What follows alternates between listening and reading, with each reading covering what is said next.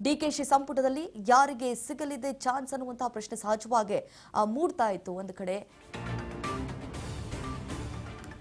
DK ಸರ್ಕಾರದ ಸಂಪುಟ 2.0 final ಆಗಿದೆ. PM Narendra Swamy, Shivaraj Tangadagi, Rudrappa Lamani, KS Basavanthappa, B Nagendra, T Raghumurthy, Zameer Ahmed Khan, Rizwan Arshad, Santosh Lad, Madhu Bangarappa, Puttarangashetty, Mankal Vaidya, Ajay Singh, Chaluvarayaswamy, Shivalingegowda, ಎಚ್.ಸಿ. Balakrishna, Gayatri Shantegowda, Basavaraj Rayareddy, Vijayananda ಕಾಶಪ್ಪನವ್ರು ಹಾಗೆ ಲಕ್ಷ್ಮಣ್ ಸವದಿ.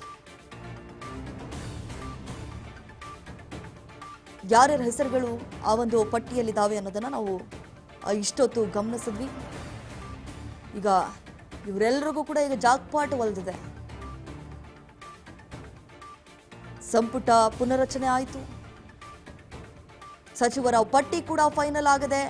ಆ ಒಂದು ಪಟ್ಟಿಯಲ್ಲಿ ಇವರುಗಳ ಹೆಸರುಗಳು ಇರುವಂಥದ್ದು ಒಂದು ಕಡೆ ಖುಷಿ ವಿಚಾರ ಹೇಳಬೇಕು ಅಂತಂದ್ರೆ. ಏಕಂತಂದ್ರೆ ಬಹಳಷ್ಟು ಅಳೆದು ತೂಗಿ ಈ ಒಂದು ಸ್ಥಾನಮಾನ ಕೊಟ್ಟಿರುವುದು. ಹಿಂದೆ ನಾವು ಗಮನಿಸಿದಾಗ ಹುನಗುಂದ ಶಾಸಕರಾಗಿರುವಂತಹ ವಿಜಯಾನಂದ ಕಾಶಪ್ಪನವರು ಯಾವ ರೀತಿ ಸರ್ಕಸ್ ಮಾಡಿದ್ರು, ಸಚಿವ ಸ್ಥಾನವನ್ನ ಗಿಟ್ಟಿಸ್ಕೊಳ್ಬೇಕು ಅನ್ನುವಂತಹ ನಿಟ್ಟಿನಲ್ಲಿ ದುಂಬಾಲು ಬಿದ್ದುಬಿಟ್ಟಿದ್ರು. ಮತ್ತೊಂದು ಕಡೆ ಬಸವರಾಜ ರಾಯರೆಡ್ಡಿ ಅವರಾಗಿರಬಹುದು, ಅವರು ಕೂಡ ಕೆಲವೊಂದಿಷ್ಟು ಅಸಮಾಧಾನ ಕೂಡ ಹೊರ ಹಾಕಿದ್ರು. ನಮಗೂ ಕೊಡಿಸ್ಲೇಬೇಕು, ಯಾಕಂತಂದ್ರೆ ಕೆಲವೊಂದು ಸಂದರ್ಭದಲ್ಲಿ ನಾವು ಸಚಿವರನ್ನ ಕೇಳಿದಾಗ ಅಭಿವೃದ್ಧಿ ಆಗ್ತಾ ಇಲ್ಲ, ನಮಗೆ ಅನುದಾನವನ್ನ ಬಿಡುಗಡೆಗೊಳಿಸಿ ಅಂತ ಹೇಳಿ ಕೇಳಿದಾಗ ಸರಿಯಾಗಿ ರೆಸ್ಪಾನ್ಸ್ ಮಾಡ್ತಾ ಇರಲಿಲ್ಲ ಅಂತ ಹೇಳಿ ಅಸಮಾಧಾನ ಕೂಡ ತೋಡ್ಕೊಂಡಿದ್ರು ಸಿದ್ದರಾಮಯ್ಯ ಅವರ ಮುಂದೆ. ಸೊ ಆ ರೀತಿಯಾಗಿ ಆಗಬಾರ್ದು. ಸಚಿವರು ಎಲ್ಲರ ಕೈಗೂ ಸಿಗಬೇಕು, ಒಂದು ಶಾಸಕರ ಕೈಗೆ ಮತ್ತು ಜನರ ಕೈಗೂ ಕೂಡ ಸಿಗಬೇಕು. ಅಭಿವೃದ್ಧಿ ಕೆಲಸಗಳನ್ನ ಮಾಡಬೇಕು, ಅವರ ಅಹವಾಲನ್ನ ಕೇಳಬೇಕು. ಯಾವುದೇ ಪರಿಸ್ಥಿತಿಯಲ್ಲೂ ಕೂಡ ಅದು ಬಿಟ್ಬಿಟ್ಟು ನಿರ್ಲಕ್ಷ್ಯವನ್ನ ತೋರಿಸೋದಾಗ್ಲಿ, ಕಾಲ್ ಎತ್ತದೇ ಇರಲಿ, ಈ ರೀತಿ ನೆಗ್ಲಿಜೆನ್ಸಿ ಬೇಡ ಅಂತ ಹೇಳಿ ಕೂಡ ಹೇಳಿಬಿಟ್ಟಿದ್ರು. ಮತ್ತೊಂದು ಕಡೆ ರಿಜ್ವಾನ್ ಅರ್ಷದ್ ಆಗಿರ್ಬೋದು, ಶಿವಾಜಿನಗರ ಕ್ಷೇತ್ರದ ಶಾಸಕರಾಗಿರುವಂತಹ ರಿಜ್ವಾನ್ ಅರ್ಷದ್ ಅವರು ಕೂಡ ಕೇಳ್ಕೊಂಡಿದ್ರು ಈ ಬಾರಿ ಅಟ್ಲೀಸ್ಟ್ ಸಚಿವ ಸ್ಥಾನ ಕೊಡಿ ಅಂತ ಹೇಳ್ಬಿಟ್ಟು.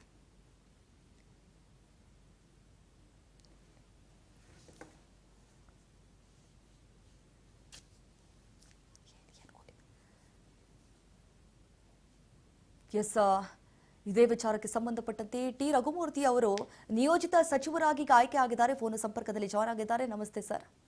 ಹಲೋ ಸರ್, ಧ್ವನಿ ಕೇಳಿಸ್ತಿದೆನಾ? ಕೇಳ್ತಾ ಇದೆ. ಸರ್, ಎಷ್ಟು ಖುಷಿ ಆಗ್ತಾ ಇದೆ. ಒಂದು ಕಡೆ ನೀವು ಸತತವಾಗಿ 1 ತಿಂಗಳಿಂದ ದೆಹಲಿ ಮಟ್ಟದಲ್ಲಿ ಲಾಬಿ ಮಾಡ್ತಾ ಇದ್ರಿ, ಹೋಪ್ಸ್ ಇಟ್ಕೊಂಡಿದ್ರ ಸಿಗುತ್ತೆ ಅಂತ ಹೇಳಿ.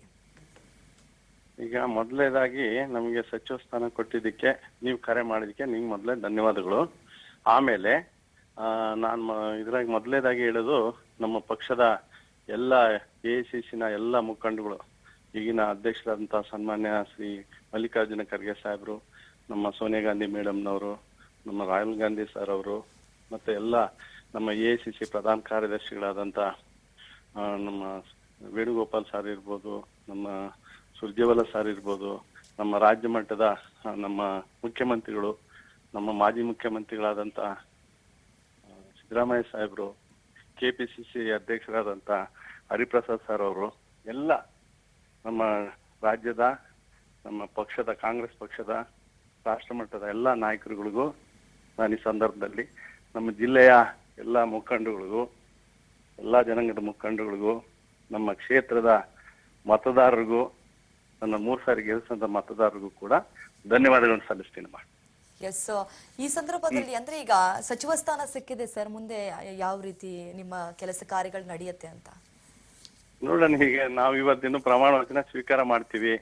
ನಮ್ಗೆ ಏನ್ ಜವಾಬ್ದಾರಿ ಕೊಡ್ತಾರೆ ಆ ಜವಾಬ್ದಾರಿನ ನಮ್ಮ ಪಕ್ಷ ಏನ್ ಬಯಸ್ತದೆ, ಸಾರ್ವಜನಿಕರು, ರಾಜ್ಯದ ಜನರು ಏನ್ ಬಯಸ್ತಾರೆ, ಯಾವ ರೀತಿ ನಿರೀಕ್ಷೆ ಇರ್ತಾರೆ, ಅದ್ರ ಪ್ರಕಾರ ಅದಕ್ಕೆ ತಕ್ಕಂತೆ ಅದಕ್ಕೆ ಪೂರಕವಾಗಿ ನಾನು ಕೆಲಸ ಮಾಡ್ತೀನಿ. ಸರ್, ಈಗ ಯಾವ ಖಾತೆ ಕೊಡ್ಬೋದು ಅನ್ನುವಂತ ಎಕ್ಸ್ಪೆಕ್ಟೇಷನ್ಸ್ ಇಟ್ಕೊಂಡಿದ್ದೀರಾ ಸರ್? ನಾವ್ ಯಾವ್ದು ಎಕ್ಸ್ಪೆಕ್ಟೇಷನ್ ಇಟ್ಟಿಲ್ಲ. ನೀವು ಮೊದ್ಲೇದಾಗಿ ಹೇಳ್ತಿದ್ರಿ ನಾವು ಎಲ್ಲಿ ಡೆಲ್ಲಿ ಲಾಬಿ ಅದು ಇದೇನಿಲ್ಲ. ನಮ್ಮ ಪಕ್ಷ ACC ನಾಯಕರು, ನಮ್ಮ ರಾಜ್ಯ ಮಟ್ಟದ ನಾಯಕರು, ಎಲ್ಲ ಜನಾಂಗದ ಮುಖಂಡರುಗಳು ಎಲ್ರು ಸೇರಿ ನಮ್ಮನ್ನ ಮಾಡಿದ್ದಾರೆ. ಖಂಡಿತವಾಗ್ಲೂ ನಾವ್ ಇನ್ನು ಯಾವ ಖಾತೆನೂ ನಾವು ನಿರೀಕ್ಷೆ ಮಾಡಿಲ್ಲ. ಏನ್ ಜವಾಬ್ದಾರಿ ಅವರು ಕೊಡ್ತಾರೆ ಆ ಜವಾಬ್ದಾರಿನ ಖಂಡಿತವಾಗ್ಲೂ ಯಾವ ರೀತಿಯಾಗಿ ಜನರು ನಾನು ಆಗ್ಲೇ ಹೇಳ್ದಂತೆ ಖಂಡಿತವಾಗ್ಲೂ ಅದಕ್ಕೆ ಪೂರಕವಾಗಿ ನಾವು ಮಂತ್ರಿ ಒಂದು ಜವಾಬ್ದಾರಿಯನ್ನ ನಿರ್ವಹಿಸ್ತೀವಿ.